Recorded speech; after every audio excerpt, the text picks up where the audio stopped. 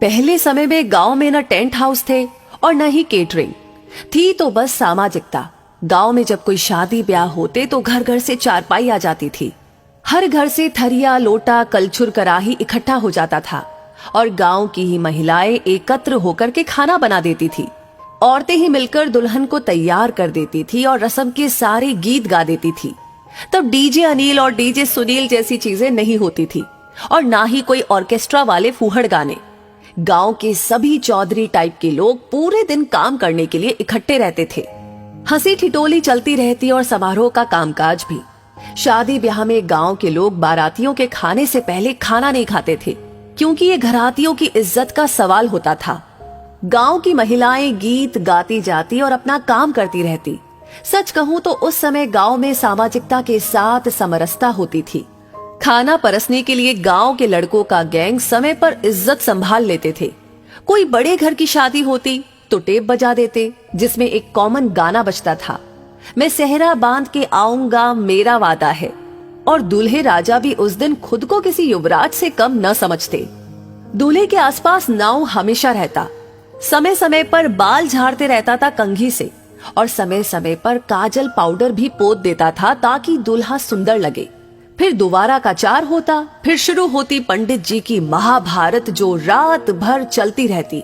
फिर कोहबर होता और ये वो रस्म है जिसमें दूल्हा दुल्हन को अकेले में 2 मिनट बतियाने के लिए दिया जाता।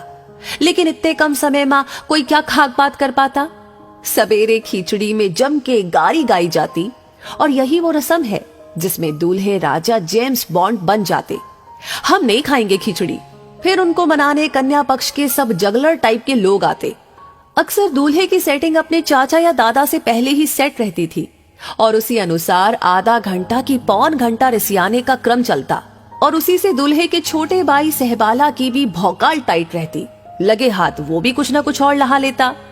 फिर एक जयघोष के साथ खिचड़ी के गोले से एक चावल का कण दूल्हे के होठों तक पहुंच जाता और एक विजयी मुस्कान के साथ वर और वधू पक्ष इसका आनंद लेते।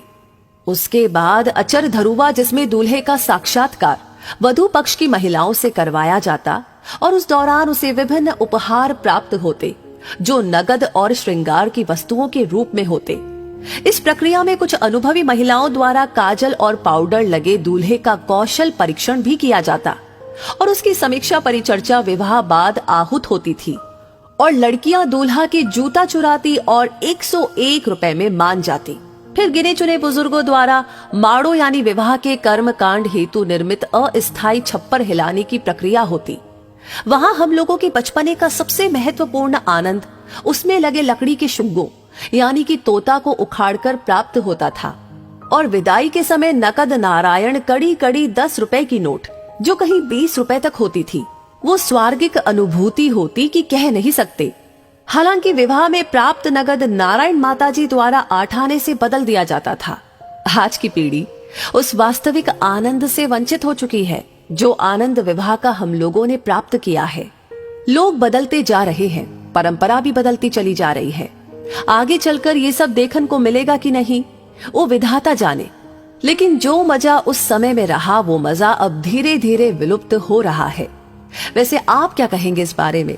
आप कितना सहमत है? आपकी क्या राय है? हमें जरूर बताएं और इस वीडियो को ज्यादा से ज्यादा शेयर जरूर करें।